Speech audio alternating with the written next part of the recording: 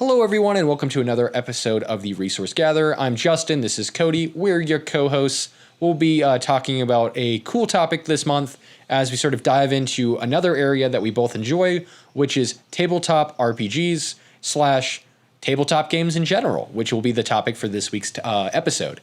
Remember to listen to all of our different content, including Dice Age, our D&D podcast, as well as get ready for some Magic content as we do a offshoot of Commander known as Kingdoms, and that will be coming out later this month. So stay tuned as we continue to make content. Remember to also like and subscribe as we appreciate that, as well as we try to eventually, one day become famous people. So, at least make money. But on that note, let's go ahead and dive into this week's episode of Resource Gatherer.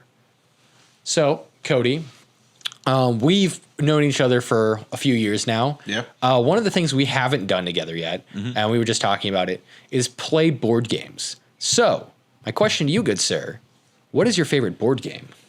Well, I'm a classic diehard. I grew up playing Monopoly, and I will play that game till the day I die. It's fun. It's strategic. It is bartering. It is making deals, and it's all based upon the skill level of people. I got a core group of people back home, 4 hours north of here, that when we get together, it is like a bloodbath. It is out for blood, and it is so much fun, and we enjoy the crap out of it. So the question is how many hours do you play this one game of Monopoly, or are you guys able to strategically get it down into 2 or 3 hour sessions? Sometimes it goes quick. Sometimes, we've had a 10-hour game before because we just could not. It just takes that long to bankrupt people and stuff like that. We also have specific rules, custom rules, different things like that. Just different things. When I was in college with another buddy, he lives in Indiana now. We used to play Risk all the time. That was another classic one that I really enjoyed because there's a lot of different styles and strategy. There's also 1,000 different versions of it now. I had a Lord of the Rings edition one. Oh, yeah. Well, there's actually another aspect that you play as either, the good or the bad. If you're playing as the good, you have to move the ring from the Shire all the way to Mount Doom. And if you do that, you win. You don't have to, or you annihilate the entire other army. But there's fortresses and strongholds. It makes it a lot more difficult and more a different style for strategy, which, super fun. And, it's Risk, it's rolling dice. And I think that is the style that gets a lot of people interested in going into a D&D style of tabletop games. For sure. So for me, I think I'm a card game guy. I've always kind of been a card game guy. I don't know what it is about card games. I think it kind of dates back to my childhood, but also my time in the service. I think, the one thing about it is when I was in the Army, we played a lot of spades.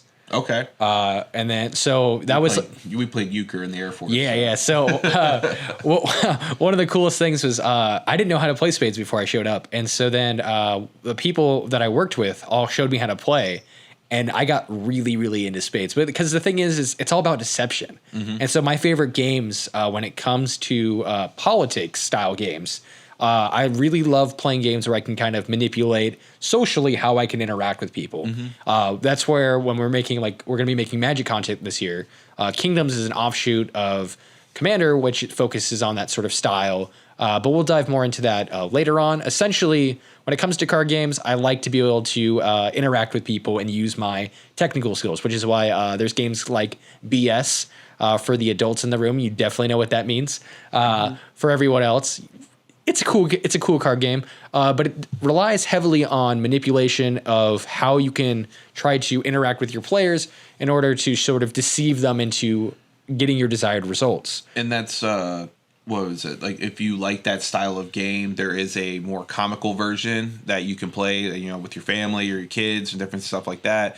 And it's called The Sheriff of Nottingham. Oh, I haven't heard of this one. So essentially it's the same aspect. You have one person, you pass it around, they're the sheriff, and you have to smuggle stuff across the trades and stuff like that. And you say what you're going to you put it in a little baggie, and you put it in the middle, and you're like, I'm declaring 3 apples. And if the sheriff goes, I think you're lying, and he opens it up and there's 3 apples in there, then you get paid double or something like that. I forget what exact mechanics are. But if he opens up like, oh, what's this crossbow doing in here? This is contraband. Then you get in more trouble, and the sheriff gets to make more money. And it's like it's an entire game like that, and it's super fun. I always enjoy playing with my friends. It's a very simple game, but like you said, it's all about deception and politicking and everything else like that. Oh, for sure. So like one of my favorite games is Werewolf. It's a hidden role playing game for those who don't know. Very similar to Kingdoms, which is kind of what we were describing in the Magic version. But essentially, everyone is given a hidden role that you don't know what other people are doing, and the idea is to try to figure out what they are, and then try to defeat your opponents by figuring out who are the villains, essentially. And so I really like these style games where I can focus on figuring out and reading people. I think, going back into, we talked about our military lives or whatever, being an MP, I really had like an interest in studying people and like body language and understanding like who's lying to me and how to determine like if they're right or not. But yeah, that really relates back into like why I like certain games. Other games that I really enjoy like the classics. It's definitely Uno. I think but see, we played the home rules. I don't know, it's not, I don't think it's the official rule where you could stack the draw twos or the draw fours. Yeah. So if you got the same card, you could stack it on somebody. And so you would just dump the load on like the dude who's like 3 cards over. And you just look at your friends to your left and be like, hey, you ready to get them? And be like, yeah, they're in first place. And you just be like, draw 4, draw 4, draw 4, draw 4. And they draw like 18 cards and you're just like, haha. But I mean, like, and that's, like everyone has those like family get together games, like when you get together for like Thanksgiving or different things like that. Like, my family, we played euchre for non Ohio, Pennsylvania, Indiana people or Michigan. That is like it's like a regional based game. Like everyone else plays spades because that is a multi, across the United States, everyone knows what spades is or hearts or different things like that. Euchre is a very niche game that is only in this area. I played it like when I was in like middle school because when I was in the Boy Scouts, that was another reason why I think card games are so easy is because everybody could bring cards out whenever you go camping. You got something this big, you put it in your pocket. Exactly. And that's probably why my fascination / obsession with Magic went. But regardless, no, I agree. I think that's it's an interesting style for these different games. So like for example, one of my favorite games to do as sort of like a precursor whenever we play D&D when we're not recording and we have adult beverages. I play Munchkin. That's a great one. And so the idea is because it's such like a fun, easy, simple card game that you get to, eventually kick in the door and play like these 5-minute dungeon games, which is basically like, a good setup for D&D because it is essentially D&D simplified to its most basic form. Because you have your classes, you have your fighter, you have your rogue, you have your warrior, different things like that.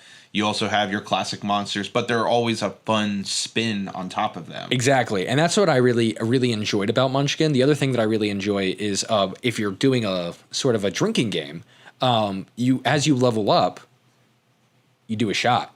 Oh. Or if you can make someone knock down a level, if you want to play and not be as messed up. Yeah. You make them do a shot. Yeah. And so you can like create that situation where it's like everyone's drinking, having fun, creating an environment where it's like, how do you enjoy these games? We kind of talked about like one of the things that really inspired us when it comes to games, and that was Will Wheaton and his YouTube podcast. Yeah. He sort of pioneered the idea of like tabletop gaming. Yeah, just getting together with your friends and you play a game because it works your brain. A lot of times, like we sit there, we play video games, because I like playing video games. I'm not going to, knock it down that hard. But, like sometimes you play it and you're like, okay, like I don't really feel like I did anything that day. Like, and it's nice to have those days where you get the veg out and not really think a whole lot. But when you get together with your friends, like you want to win, but you also have to come up with these strategies and like other ways because it's like, okay, I know Justin plays this way. My wife plays this way, like. There's like even the most simplistic games that I've played, Ticket to Ride, super fun game. It is literally draw cards, match colors to build a train. Yeah. That is, it does not get any more simple than that. And I've played that game 1,000 times and it is a super complicated and strategic style game, but it's so simple. Yeah. And that's one of the things I really like about it. Like Monopoly is a more complicated version of it. For like you got to build hotels. When is it good to risk your money? I'm a Scrabble guy. I like Scrabble. I like word games. Like I like what is it? The banana one. Where you have like two people have to have them and like put them out as quickly as possible with your numbers or whatever. Oh yeah, I know what you're talking about. It's literally right in front of us. Sorry, we have a bunch of board games behind us because we're playing in the living room now. So as we recorded, we changed our recording studios. There's a plethora of different fun things that I get to look at. But regardless, I really liked those style games. I don't know. I've always just kind of like word games. Yeah. Just because I really had a good fascination for English and writing, and I really like the idea of creating really complicated words and like stacking them all together. But I do think that that's what makes these games interesting, right? Is there's so many different types of games to play. There's so many different ways to win, but it's like, and nothing's the same thing twice. Exactly. Like, and that's what a lot of people, they get burnt out like on video games and stuff like that, where it's like, okay, cool. Oh, monster's gonna pop around the corner. Boop, got him. Like this one, it's like, it's a roll of the die. It is like Seller's Catan. Yeah. You can play, like, there's two ways you can really play it. You can play it the classic way, where it, like, every spot has a designated, zone and a number next to it. Or you can do what I like to do, and I take all the tiles and I shuffle them and I flip everything over. Yeah. And then, like, obviously, like, we kind of have, like, a little bit of discretion to where, like, I'm not going to put 3 8s next to each other on one land, because then you're just going to win the game if you get to pick first. Yeah. Or what you do is if you're going to do it that way, I feel like you should almost keep them flipped over the whole time, and then have people set up and then flip them over after they basically choose who's going first and where they're going to go. That'd be really. I never thought of that. It's definitely like a chaos style roll. Yeah, if you're gonna go chaos, just like completely, because we play a lot of Catan too. Like Ashley and I. We play it with her family. Like her family loves Catan. It's like one of the games that when we get together, they're always like Catan.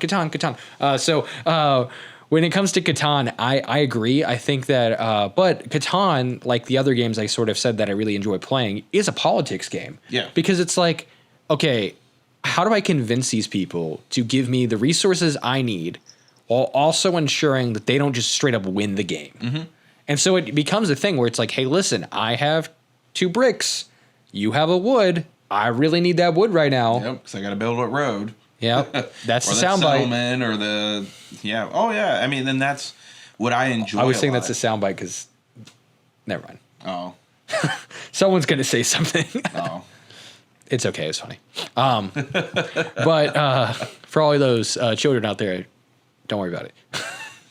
But I mean, like, and that's what I like about that game. Like, it has that politicking aspect, but it also has the, like, man, I really am getting like hosed over by the robber. Oh yeah, for sure. Yeah, the robber, like, especially because it's at 7, is such a tricky spot, because it's either like you'll go 5 or 6 rounds and not hit it, and then all of a sudden, out of nowhere, everyone just hits it nonstop. Yeah, and you're just like, and if you're over cards in your hand, oh my god, gotta discard. It's always the worst. So then it's like you always have to, like, it's like a lot of other games. So like I play Warhammer a lot too, and in Age of Sigmar, which is the fantasy version of Warhammer, there's Warhammer 40K and Warhammer Age of Sigmar.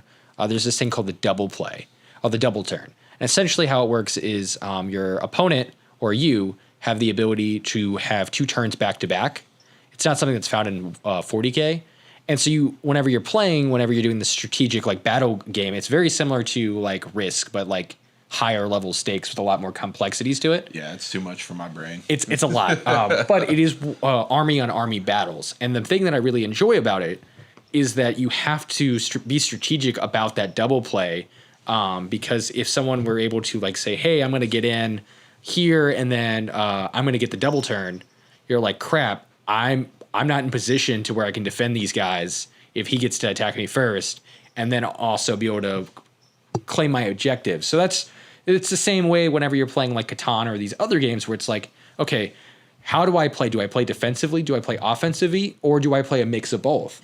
I think oftentimes, like we play a lot of Magic, we run into that problem a lot too, where it's like, do I hold up removal and answers to deal with people's board states, or do I progress my own board state? Exactly. And that's always like, it comes back to like when you're playing these games, like, what is my strategy going to be? what is the board state? What are other people doing? Like, where do I need to be to fit in with it? And it makes a lot of like, I don't know, it almost like shapes you into like a real life like personality of things, you know, like as a kid, you know, you play these like, you know, simpler games where the concepts aren't that difficult, you know, like me and my family used to play Life all the time when we were a kid.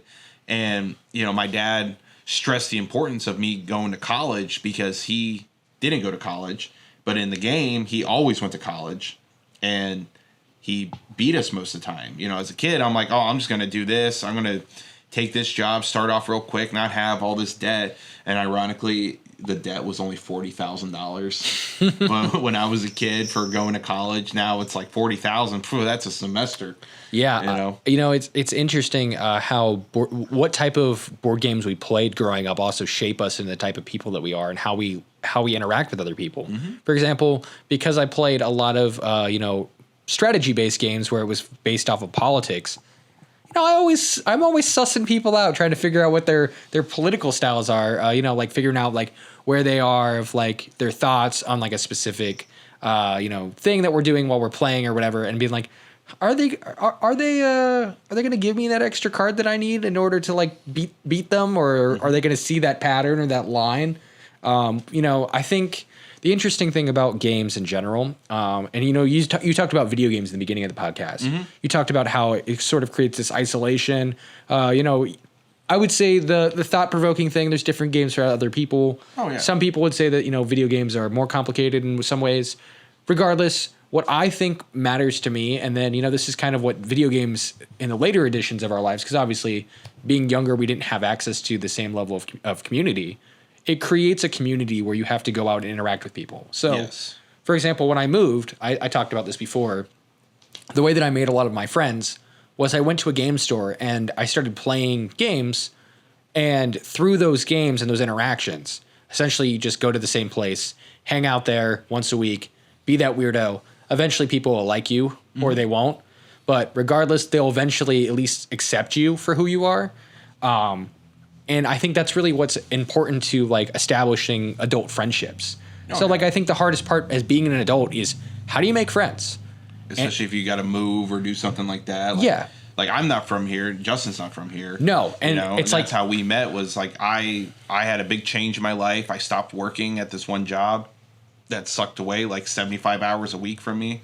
And I played Magic years before, and then I kind of got back into it. I was like, oh, I really want to play this again. Like I really enjoyed it. Maybe I'll go meet some people, and that's how I met Justin. We started playing Magic, then we started playing D&D. Now we're doing this together, like we do all kinds of different things just because like I'm in my 30s, and he's almost there, It's okay. I got about a year and some change left. I turn 29 this year in December, so yeah. But it's like it's not the same because it's like when you're in school and other things like that, you're by these people every single day. Yeah. And it's really easy to be like, oh yeah, that teacher's, a real jerk, or oh that class, like how'd you do on that test? It's easy to form bonds and relationships and stuff like that. But when you get older, it's different because you don't know if the person you work with is in the same type of stuff you are. And then sometimes it's like, yeah, I work with you. I see you 40 hours a week. I don't want to see you on my days off too, Sometimes that's not the case. There are people that have like their best friends at work and then their best friends outside of work. Yeah. I mean, especially like being both prior service, that's how it is in the military. Like a lot of your best friends are people that you serve with or you hang out with every day at work. But I do think, I agree with you. I think the hardest part about being an adult is finding friends and good friends, right? Like people you could rely on, like people if you're like, hey man, like I'm moving. Do you want to help me like put some boxes in my car or something? Like it's really hard to find that level of friendship, especially here in the 21st century where everyone's so dialed in on their cell phones, social media, and other platforms. It's like, how do I make friends and how do I interact with people in person? Well, you can't just show up somewhere in a random location and be like, hey man, you want to be my friend? Like that's weird, right? Yeah. So instead what you have to do is you have to find the thing that you enjoy. For example, like Ashley and I, we went to kickball. We did that for a little while. There's clubs, activities, events. If you can go to a place and you can find something that you really enjoy or really passionate about, and you meet other people who are also passionate about that same thing, you'll find friends. So, for example, by us, we have a game store that it's a bar that's also happens to have games at it. It's called a D20. And essentially how it works is they have a bunch of drinks and they have a bunch of board games. And so one of the ways that I made friends when I first moved here is I actually went to that bar and I met a lot of people playing Werewolf and these like larger, big people games where everyone's sort of interacting. And we were like, hey, I play Dungeons and Dragons. I'm looking for players because if you're a DM, it's always easier to make friends and join a D&D group than it is to be a player and ask to join a D&D group. Exactly. It's actually why I started DMing in the first place, because I wanted to play Dungeons and Dragons and nobody wants a DM. So, but I realized I was good at it and I enjoy storytelling, so it ended up working out. But that's how I started making friends or playing Magic. A lot of the things was you go to the same game store. Men don't really talk to each other. No.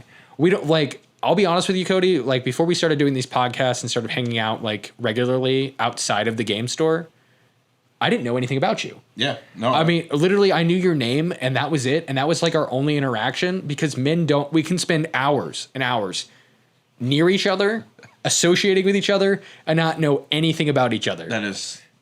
Oh my gosh! I hope my wife doesn't watch this because she will just laugh. But it's so true, right? Like we can go into a situation and play at the game store, and there's people that I've been playing with for years. I don't know anything about them other than their first name. Yeah. And what decks they have. Yeah, and what decks they play, and like the personality they bring to the table. That is all I know about them from Magic, right? But on the flip side, the people that I played Dungeons and Dragons with, you know everything about them. And the reason is because D&D creates a different environment where I have to know things about you. Because first off, if you're a creepy dude, it's going to come out real early in the game. Oh yeah. And I'm going to be like, listen, man, this ain't going to work. Yeah. You got to go. But like that's just like how it kind of goes, right? Like we don't really associate and talk to each other, but yet we can be friends. Where I think the opposite side of the spectrum, and this isn't for every male relationship and every female relationship. Female relationships tend to rely heavily on conversation and getting to know the interpersonal relationships. Details. Yeah. Where like, I feel like, you know, a lot of times when I'm friends with women, we have a lot more of like, I know a lot about what's going on in their personal life. Like, you know, their friendships, their relationships, their work. Who their best friend was in the first grade. Yeah. Well, listen, I'm not going to say anything like that, but I'm going to say like the comings and goings, where they might not know anything about like my hobby life or any of my musical interests or any of that stuff, that it's like topic 1 or 2 for dudes. Exactly. Especially if like you're like into sports and you're just the sports guy. Yeah. That's all most people are going to know about you. Like my dad, I didn't know things about my dad growing up. It's wild. All I knew about my dad was that he liked sports. And so like, you know, you're just like, yeah, I get him a Dolphins mug every year for Christmas. But then like you start to talk to people and you realize things as you grow up is you're like, how do we change this dynamic? And one of the ways to do it is interpersonal communication. Or playing games and stuff like that. I mean, that's a great way. Like, I'll never forget, you might be a little too young to remember this, but I believe it was Hasbro or... See, I remember Mousetrap. That's how old I am, all right, Cody? Don't be talking smack on me. Well, do you remember the old TV commercials from... maybe it was Parker Brothers or something? I remember Sock 'em Boppers. So, and that one's still stuck in my head from like... That's a band toy now. Yeah. Sock 'em boppers, more fun. And then they also had the little trampoline. Yeah, you listen, those are some catchy jingles. We could talk about. But I'm saying, you remember the old commercials for and make a family game night? No. Well, yeah, so they used to have like the little post-it note on the corner of boxes. It's like, make a family game night. And my family, like I watched that commercial and I was a little hesitant, because I was shy, and I was like, "Hey, Mom, do you think we can get Dad and Sis and like every Wednesday night, like we play a board game together or something?" And that actually brought out a lot of learning more about my dad and stuff, because like my dad worked a lot. He was a road worker. He put 55 hours a week in, and like he gave us a good life, but it was like he used those games to teach us about like, hey, this is what I did. And I was poor decision. This is what you should do, and you take and you go, and, things obviously were very different, from when my dad was a kid to when I was a kid, different things like that. But it also helped build those dynamics and those experiences, and I still remember like, one of the best things my dad ever taught me was how to play chess. Oh, yeah. Because I love the idea of chess. Haven't been able to play it. oh, it is. I want to learn how to play it. That's like one of those games I've been secretly teaching myself how to play. Now I guess it's on the internet, but I've been secretly teaching myself how to play because I watched what is it? The show on Netflix, Queen's Gambit. Queen's Gambit. That one really, and then Bobby Fischer. I watched Bobby Fischer, and I got super sucked into chess. And it's an amazing game because it's all based on like your play style. You know, like because at low level chess, it is.